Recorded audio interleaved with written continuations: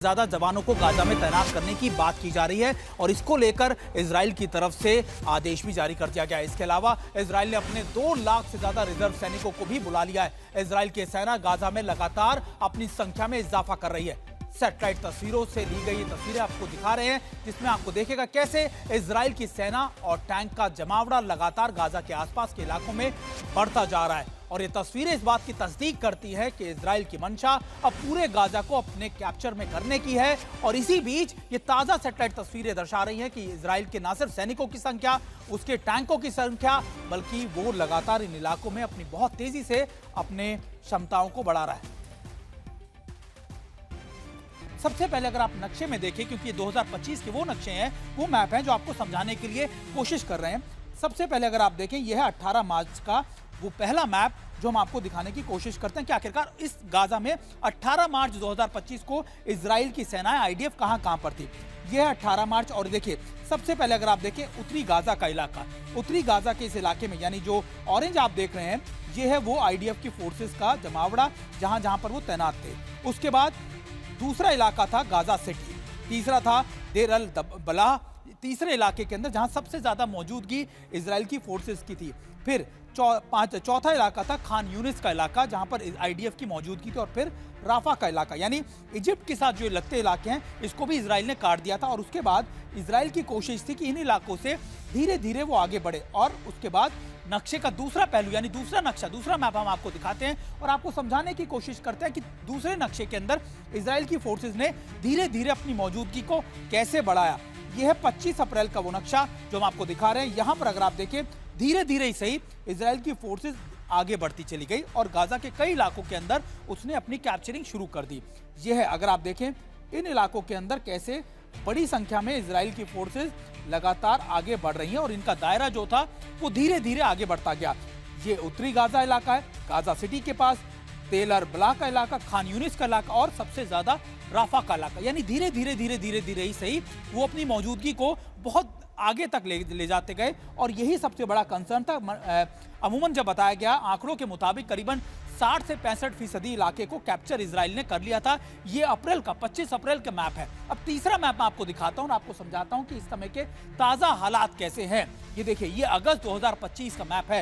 ये वो latest map है जो आपको समझाएगा कि इस समय ताजा हालात क्या है। ये देखिए, अब ये पूरा इलाका जो है वो अगर आप देखें, वो सिर्फ थोड़ा इलाका सिर्फ इस समय गाजा के रिफ्यूजी कैंप का है, जो आप व्हाइट में देख रहे हैं। इधर जो आप इलाका देख रहे हैं, जो पिंक से मार्क है, यानी ये इलाका, ये है वो जहां पर आईडीएफ की मौजूदगी इस समय हो गई है। सबसे पहले उत्तरी गाजा के अंदर कितने गाजा में के लोग हैं, फिलिस्तीन के लोग हैं 3,10,000। उसके अलावा गाजा सिटी में 7,40,000, फिर देर अल बलाह में 4 लाख के करीब, और उसके बाद खान यूनिस में 26, और फिर राफा के अंदर 30,000।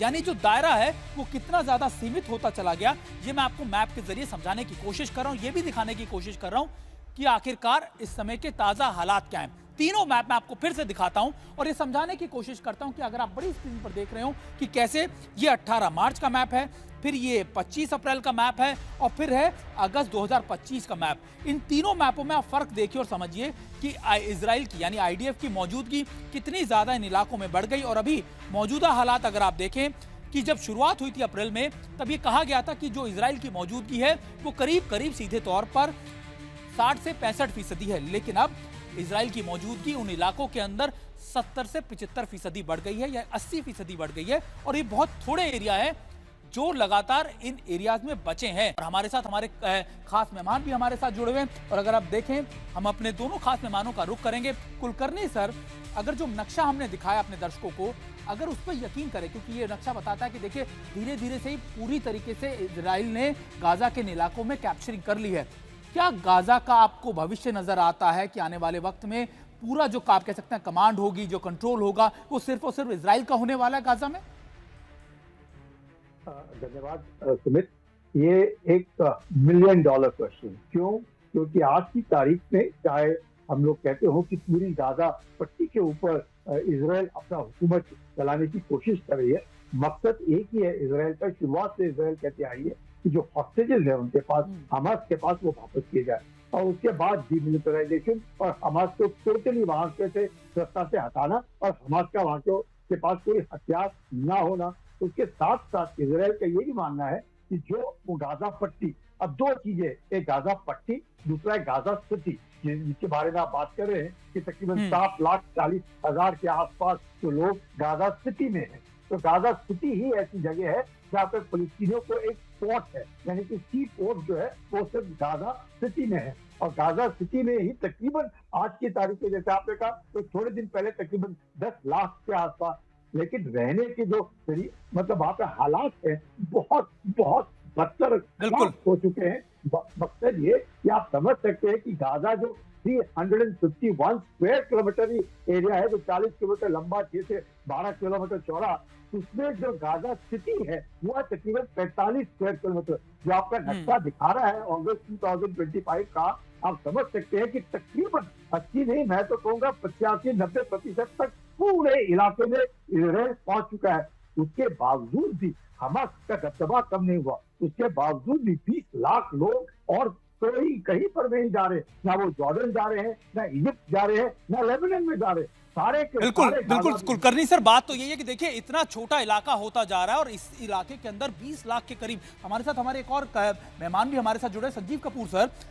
अगर इस पॉपुलेशन को देखा जाए, हालांकि ये आंकड़े मुझे लगता है कि इस आंकड़े से भी ज्यादा पॉपुलेशन वहां पर मौजूद होगी, अगर ये 20 लाख की पॉपुलेशन इतने सीमित दायरे में, इतने छोटे दायरे के अंदर क्या लंबे समय तक वहां सस्टेन कर पाएगी? क्या इजराइल का मकसद ही ये है कि देखिए धीरे ही सही वहां से पॉपुलेशन निकल जाए और फिर इजराइल इन पूरे इलाके को अपने हाथ में ले ले? जहां तक मेरी समझ है कि इजराइल ये चाहता है कि अपने जो 20 जीवित बंधक हैं इस वक्त, जो कि अनुमानन है, उनको निकाल पाए। और दूसरी जो भी इंटरनेशनल एड आ रही है उसका जो डिस्ट्रीब्यूशन है वो हर खबर में ऐसा आ रहा है कि वो ठीक हो नहीं रहा। और तीसरा, इजराइल ये चाहता है कि किसी भी हालत में हमास को रीग्रुप नहीं होना देना चाहिए। तो हमास एड की आड़ में और जो बाकी इंफ्रास्ट्रक्चर बचा है उसमें रीग्रुप होके और फिर से एक फोर्स ना बन जाए, इसके लिए जो फुट ऑन ग्राउंड है, जैसे आर्मी में कहते हैं कि आपके लोग वहां जमीनी कब्जा होना चाहिए, इस मंशा से वो अंदर जाना चाहते हैं। काफी हद तक वो कब्जा कर चुके हैं, जो एरियाज बचे हैं उस पर भी जाना चाहते हैं। तो ये कहीं ना कहीं इसकी जो बाकी रणनीति है वो यहाँ तक भी दर्शाती है कि अमेरिका में अभी मिड टर्म इलेक्शंस का समय आ रहा है, नेतन्याहू की अपनी जो कंट्री में स्टैंडिंग है उसके ऊपर काफी दबाव आ रहा है कि करीब अक्टूबर 2023 से अक्टूबर 2 साल होने को जा रहे हैं और अभी तक वो अपने बंधक वापस नहीं ला सके, अभी तक वो हमास को काबू में नहीं कर सके। तो कहीं ना कहीं ये दबाव भी उनके ऊपर है। तो इन सारे कारणों को देखते हुए इन्होंने एक निर्णय लिया है जो उनकी यहाँ पास हुआ है कि हम जाके गाजा पे कब्जा करेंगे।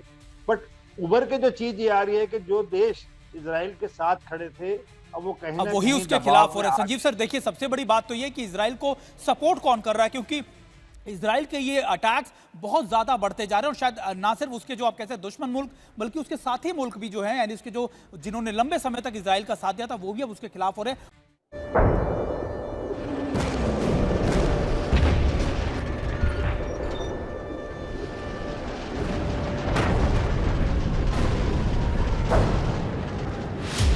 इजराइल के हाथों विनाश की कगार पर खड़ा है गाजा।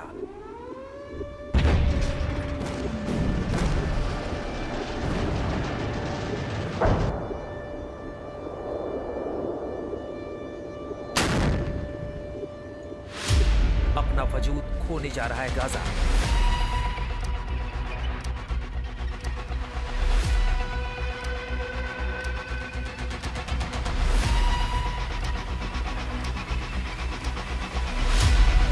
ब्रिटेन ने उठाई आवाज, जर्मनी ने लगाई हथियारों पर रोक।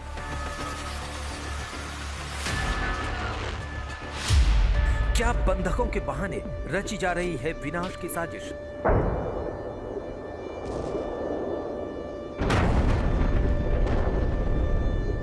पहले से बर्बाद गाजा पर संपूर्ण विनाश के बादल मंडराने लगे हैं।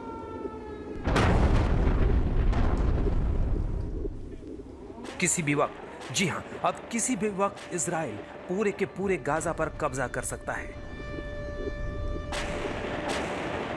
इजराइल की सुरक्षा कैबिनेट ने तो इसे मंजूरी भी दे दी है, जिसके बाद से मामला और संगीन हो गया है।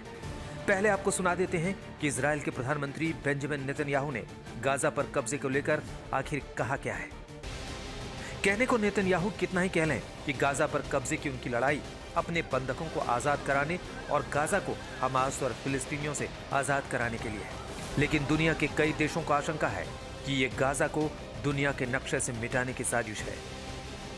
लेकिन सवाल यह है कि आखिर इजराइल कब और कैसे गाजा पर कब्जा करेगा। अभी गाजा के एक बड़े हिस्से पर इजराइल का कब्जा है, लेकिन वो पूर्ण कब्जा करने की योजना बना रहा है ताकि हमास का पूरी तरह से खात्मा किया जा सके। इसके लिए उसे हजारों इजरायली सैनिकों को गाजा में भेजना होगा। शुरुआत में गाजा सिटी पर कब्जा करने और उसके 10 लाख लोगों को साउथ गाजा में भेजने की योजना है। सेनाएं मध्य गाजा में शरणार्थी शिविरों और उन क्षेत्रों पर भी नियंत्रण कर लेंगी जहां माना जाता है कि बंधकों को रखा गया है। इजराइल के इस ऐलान के बाद कई देश इस फैसले के खिलाफ उतर आए हैं, जिनमें इजराइल के दोस्त भी हैं और दुश्मन भी। बौखला ईरान ने इस्लामिक देशों के संगठन यानी OIC की बैठक बुलाने की अपील की है। तुर्की के विदेश मंत्रालय ने इजराइल से गाजा में युद्ध विराम करने को कहा, जबकि ब्रिटिश PM कीर स्टारमर ने इजराइल से इस योजना से पीछे हटने की अपील की है। इधर ऑस्ट्रेलिया लगातार गाजा में जंग रोकने की मांग करता रहा है और अब सिडनी में गाजा के समर्थन में हजारों लोगों ने एक जुलूस तक निकाल दिया। इजराइल के करीबी दोस्त जर्मनी ने इजराइल को हमास से बदला लेने का हक तो दिया है, लेकिन साथ ही गाजा में सैन्य उपकरणों के निर्यात पर रोक लगा दी है। सवाल यह है कि क्या इजराइल अपने इस फैसले से दुनिया भर में कमजोर पड़ रहा है या फिर उसे इन आलोचनाओं की कोई फिक्र ही नहीं है। वो हर कीमत पर अपने फैसले को अंजाम तक पहुंचाना चाहता है, लेकिन दुनिया के ज्यादातर देशों को डर है कि इजराइल के इस कदम से इस पूरे इलाके में अशांति का एक नया दौर शुरू हो सकता है, जिसे हर हाल में रोकना होगा। आज तक ब्यूरो।